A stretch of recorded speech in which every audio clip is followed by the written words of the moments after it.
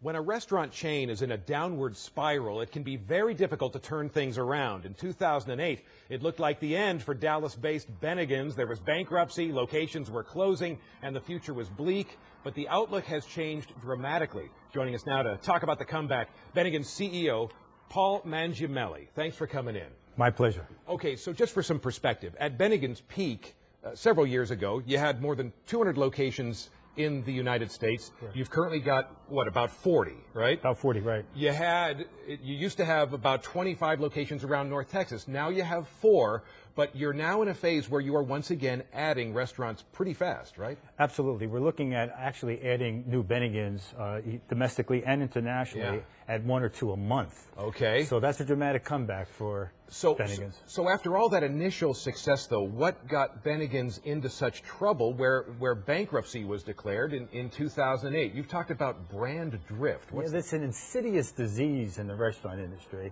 and in any real retailer for that matter. It's when you lose the vibe and the energy, and you get away from the successful components. Okay, so you have tried to personally revive the brand of Bennigans, make it popular once again with the public. So Correct. What are the changes you're instituting? Well, first, it's not me alone. Yes. I have a fantastic bleeding green dream team right here in Dallas. Right.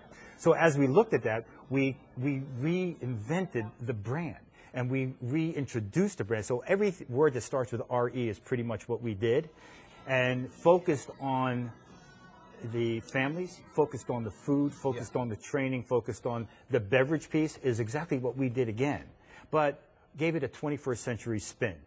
Okay, we do have this computer animation that shows what the new Bennigans is going to look like from the outside, from the inside. Just give us a few highlights. How are things going to change now? Well, we're taking it from a 10 to 12,000 square foot physical plan, and we're shrinking it down to a 5,000 or 6,000 square foot. Lighter, open, and every aisle leads to the kitchen. So from a labor standpoint, from a look standpoint, from a feel, we wanted to bring back the vibe. We wanted to bring back the energy. Okay, as you've talked about, given the number of restaurants you're adding, the future's pretty good. You employ how many people now, say, in Dallas or in North Texas? Altogether with the restaurants and my team, it's about 500 people. 500 people, and that number should be climbing. Oh, exponentially. All right. Well, Paul, thank you so much for the chat. My pleasure. Always good to talk about Bennigans.